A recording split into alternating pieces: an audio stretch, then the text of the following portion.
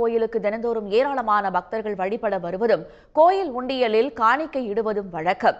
அவ்வாறு கடந்த ஆகஸ்ட் மாதம் தரிசனத்திற்காக கோயிலுக்கு வந்த அம்பத்தூரைச் சேர்ந்த தினேஷ் என்பவர் கோயில் உண்டியலில் தனது ஐபோனை தவற விட்டுள்ளார். காணிக்கை எண்ணும் போது ஐபோனை கண்டெடுத்து தினேஷுக்கு தகவல் தெரிவித்தனர். கோயில் நிர்வாகத்திடம் தனது போனை வழங்க தினேஷ் கேட்டபோது உண்டியலில் உள்ளவை கோயிலுக்கே சொந்தம் என கூறி போனில் உள்ள தரவுகளை மட்டும் எடுத்துக் கொள்ளலாம் என தெரிவிக்கப்பட்டது.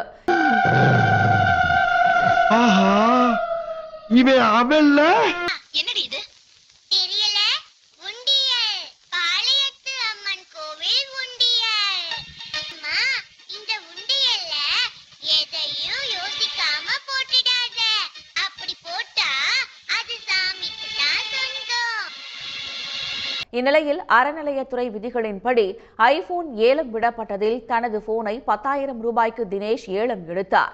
இதனையடுத்து ஐபோனை அறநிலையத்துறை அதிகாரிகள் தினேஷிடம் ஒப்படைத்தனர்.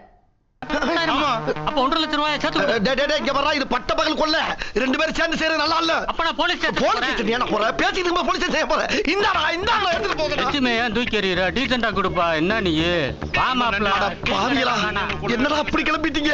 1.5 லட்சம் ரூபாய் கொடுத்து வாங்கின முதலுக்கு இருக்கேன் நான் தான்டா.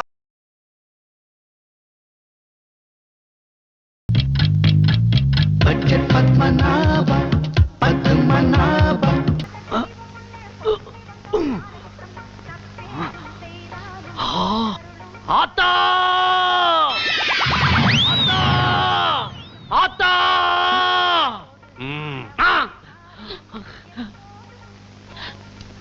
ஹலோ, உள்ளே வேண்டா. உண்டியலுக்குள்ள உண்டிக்கிட்டு இருக்கிறது, வெளியே வாடா.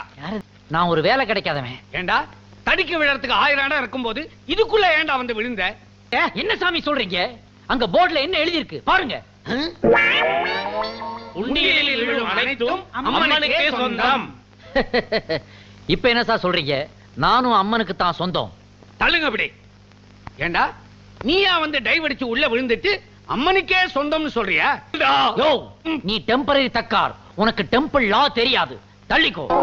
சார், நீங்க பாளையத்தம்மன் கோயில் தர்மகர்த்தா தானே? ஆமா.